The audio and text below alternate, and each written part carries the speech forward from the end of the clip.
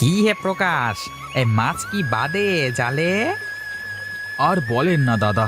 হ্যাঁ বাদে, তা রয় না বুঝলেন। হ্যাঁ বলি, রয় না কি মাছ? হ্যাঁ, আরে ওই রয়না মাছ না, জালটা বেশ খানিকটা ছেঁড়া তো, মাছ সব বেরিয়ে যাচ্ছে। এটা আগে বলবে তো মিয়া। এটা আমাকে দেওয়ার মতো মাছ কি আছে তোমার কাছে? তুমি ওনাদের নামিয়ে দিয়ে আসো দাদা, দেখি ততক্ষণে কি পরিবেশ হয়। বেশ বেশ, তাহলে আমি আসছি, কিন্তু তুমি আবার আমাকে মাছ না দিয়ে চলে যেও না যেন, কেমন?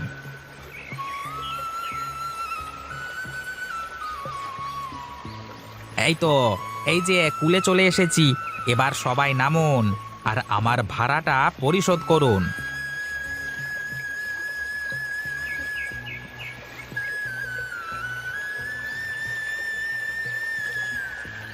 হ্যাঁ বাবা বাবা, বেশ কটা টাকা তো হয়েই গেল। যাই যাই, আগে দেখি কটা মাছ নিয়ে বাড়িতে দিয়ে আসি। ওরে নীল দরিয়া, আমায় নে রে নে ভাসাইয়া, সঙ্গী হইয়া মনোয়া বধু হাইরে, কান্দে রইয়া রইয়া, ওরে নীল দরিয়া। ওই যে, ওই তো প্রকাশ আসছে। যাই যাই দেখি, বেচারা কি কি মাছ পেলো। ও দাদা, তুমি চলে এসেছো? হ্যাঁ, কি আর করব, আমার যে বড় দরকার। বড় গিন্নি বলেছে আজ নদীর মাছ নিয়ে যেতে। ও আচ্ছা আচ্ছা, তাই বলো। হে তোমার তো আর ঘাড়ে দুটো মাথা না। হ্যাঁ রে ভাই, এ যখন যা হুকুম করে তাই করতে হয়। মানুষ একটা সামলাতেই হিমশিম খায়, আর আমার দেখ দুটো। বুঝেছি বুঝেছি, তুমি নেমে এসে মাছগুলো দেখে নাও দাদা। প্রকাশ, আমাকে এই বড় সাইজের ট্যাংরা আর এই পুঁটিগুলো দিস ভাই। হ্যাঁ হ্যাঁ, তোর ছোট বৌদি আবার পুঁটি মাছ খেতে খুব ভালোবাসে, বুঝলি?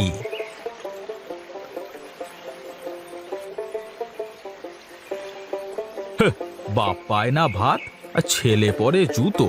আরে একখানা বউ নিয়েই মানুষ বাঁচে না, ওনার আবার দুটো বউ, তাও আবার কাজ করে কিসের? মাঝি।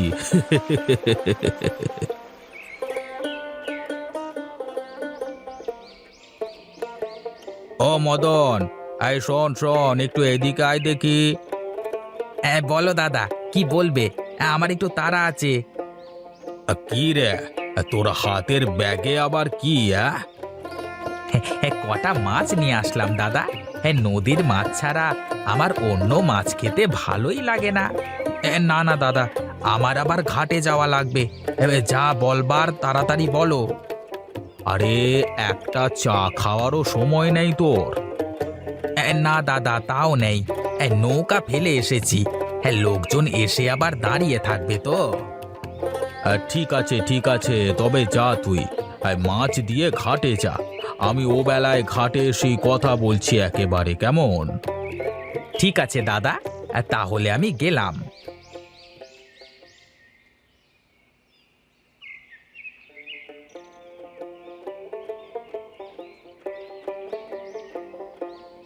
কি গো, তুমি এই অসময়ে বাড়িতে আসলে যে? কেন, আমার কি এখন বাড়িতে আসা নিষেধ আছে নাকি? আরে ধুর, আমি কি তা বলেছি নাকি? এই দেখো, ব্যাগের মধ্যে কিছু মাছ এনেছি। নদীর বড় বড় পুঁটি আর ট্যাংরা মাছ আছে এখানে। আমার তো হাত জোড়া, তুমি ছোটরে ডাক দিয়ে বলো ও কুড়তে বসবে। কই গো ছোট গিন্নি, কোথায় তুমি? আরে একবার এদিকে এসো দেখি। হ্যাঁ জি বলেন, কেন ডাকছেন? এই নাও, এই মাছগুলো কুটে সুন্দর করে রান্না করো, আমি দুপুরে এসে খেয়ে যাব।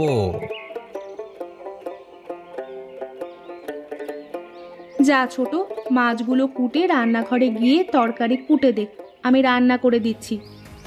মাছ কুটে ধুয়ে যদি তরকারিও আমাকেই কুটে দিতে হয়, তাহলে রান্না করতে আর আমার কি সমস্যা হবে? তুমি তোমার কাজ করো দিদি, আমি আমার কাজ করতেছি।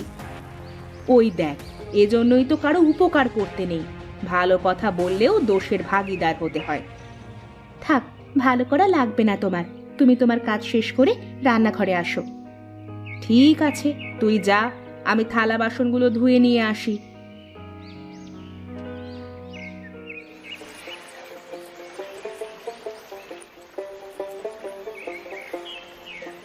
সবাই নেমে পড়েন, আস্তে আস্তে নামেন, আস্তে আস্তে।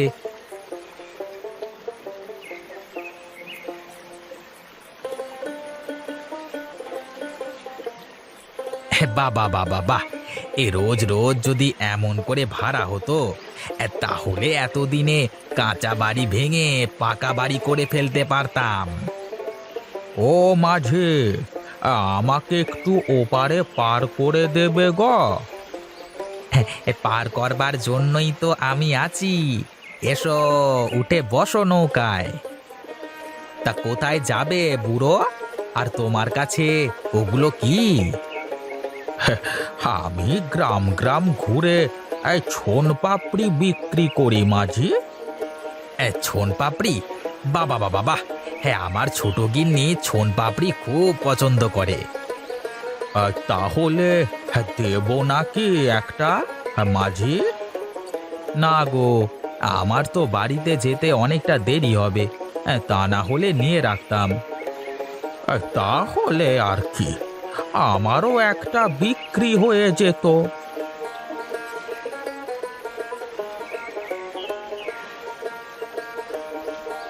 এই নাও বাপু, এই তোমার ভাড়া। ছোন পাপড়ি নেবেন? ছোন পাপড়ি, সুস্বাদু মজার ছোন পাপড়ি। এই ছোন পাপড়ি নেবেন?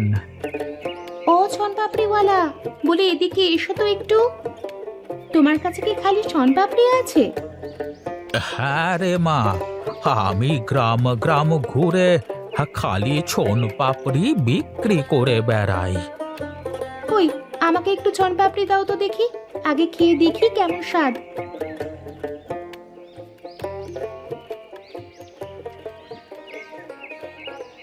অমন করে তাকিয়ে কি দেখো গো তুমি? না না, কিছু না। তা আমার ছোন পাপড়ির স্বাদ কেমন মা? কি কি বললে তুমি আমাকে? মা বলছি রে মা।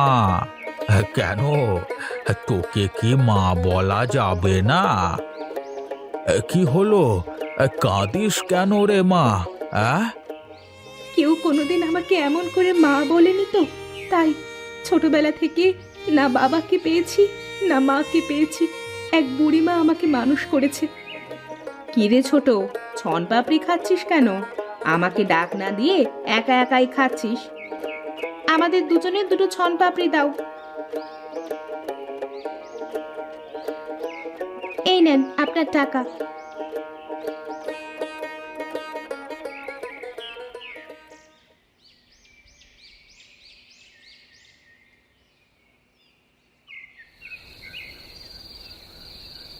বুঝলে দিদি, আমার না আজ এই ছনপাপড়িওয়ালাকে দেখে কেমন যেন লাগছিল, মনে হচ্ছিল আমি তাকে অনেক দিন ধরে চিনি। হ্যাঁ রে, আর উনিও কেমন তোর দিকে ফ্যাল ফ্যাল করে চেয়ে দেখছিল। কেন যে এমন হলো জানিনি, তবে মনে হচ্ছিল সে আমার খুব আপনজন। যদি আবার আসে তাহলে তার কাছে শুনলেই সব বোঝা যাবে। ঠিক আছে, এখন তাড়াতাড়ি রান্না শেষ করো, তা না হলে মাঝির বেটা আবার তুলকালাম শুরু করে দেবে।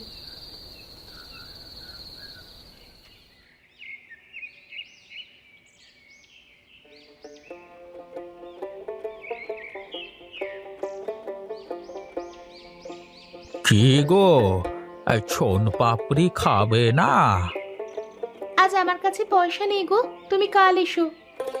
পয়সা লাগবে না রে মা, তোকে ফ্রিতেই দেব আমি। কেন ফ্রিতে দেবে কেন শুনি? তোমার তো মতলব ভালো পাচ্ছি নে।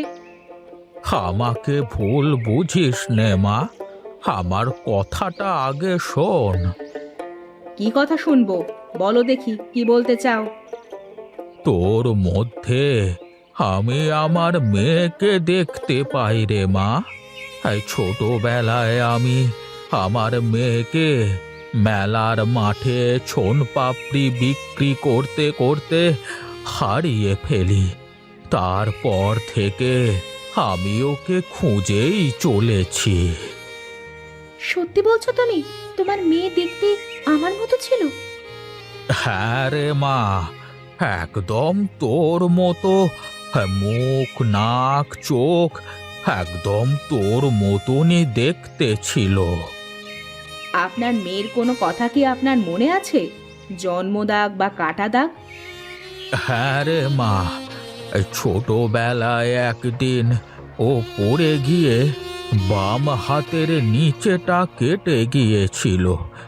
এখনো মনে হয় অনেক বড় ক্ষতের দাগ ওর বাম হাতে আছে। তোর বাম হাতটা একটু দেখ তো ছোট।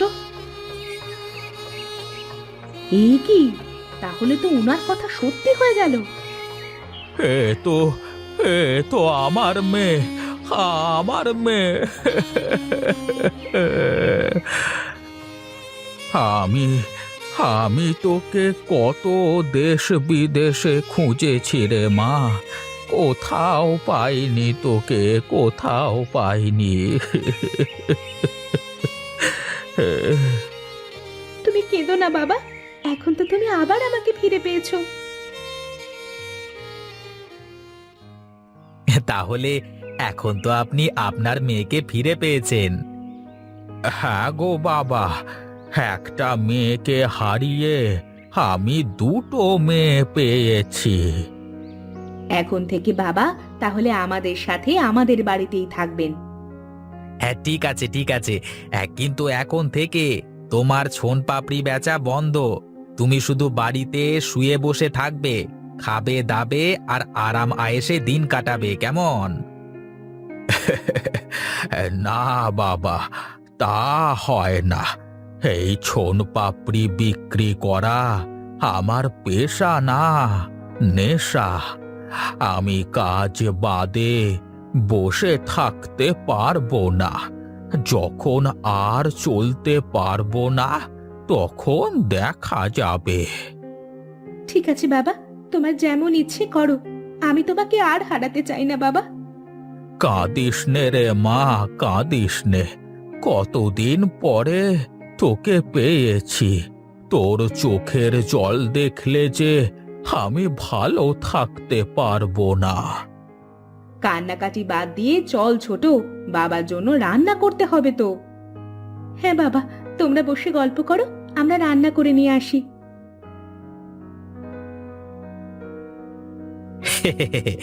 তাহলে কি বুঝলেন বাবা? প্রথমে আমার সাথে দেখা, তারপর মেয়ের সাথে দেখা, এখন একসাথে দুটো মেয়ে আর জামাই পেয়ে গেলেন।